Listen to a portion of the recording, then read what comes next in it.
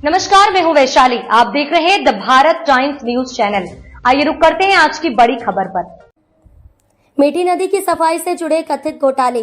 डिसल्टिंग scam में Bollywood actor Dino Morea के मुश्किलें लगातार बढ़ती जा रही हैं। इस मामले की जांच प्रवर्तन निदेशालय ईडी कर रही और डिनो मोरिया को एक बार फिर समन जारी किया गया है। उन्हें एक निर्धारित तारीख को पूछताछ के लिए हाजिर होने का निर्देश दिया गया था, लेकिन वे पिछले समन के बावजूद पेश नहीं हुए, जिससे अब उनके खिलाफ सख्त कार्रवाई की आशंका जताई जा रही है।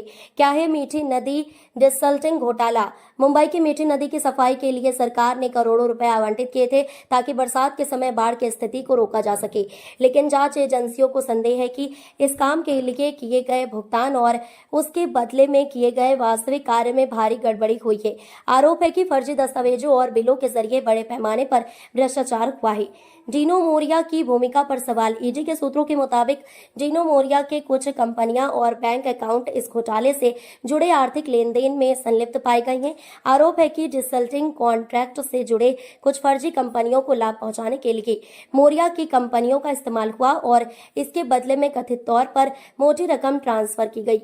समन के बावजूद पेश नहीं हुए। ईडी ने पहले भी डिनो मोरिया को समन भेजा था, लेकिन वह पूछताछ के लिए हाजिर नहीं हुए। अब उन्हें दोबारा समन जारी किया गया है, जिसमें स्पष्ट चेतावनी दी गई है कि यदि वे इस बार भी पेश नहीं होते हैं तो उनके खिलाफ सख्त कानूनी कदम उठाए जा सकते हैं।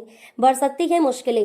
कानूनी विशेषज्ञों की माने तो ईडी द्वारा लगातार समन भेजे जाने के बाद भी पेश न होना एक गंभीर अपराध की श्रेणी में आता है और इससे गिरफ्तारी की संभावना काफी बढ़ जाती है। अगर डिनो मोरिया समय रहते सहयोग नहीं करते तो उनके खिलाफ प्रवर्तन निदेशालय ईडी एक्ट के तहत गैर जमानती वारंट भी जारी हो सकता है। बॉलीवुड और घोटाले। यहाँ कोई पहली बार नहीं है जब बॉलीवुड से जुड़ी हस्तियों का नाम आर्थिक घोटालों के सामने आया है। हाल के वर्षों में कई सितारे जांच एजेंसियों की रडार पर आए हैं। डिनो मोरिया का नाम सामने आना इस बात का संकेत है कि अब जांच एजेंसियां हाई प्रोफाइल केसों में भी बिना किसी दबाव के कार्रवाई कर रही हैं।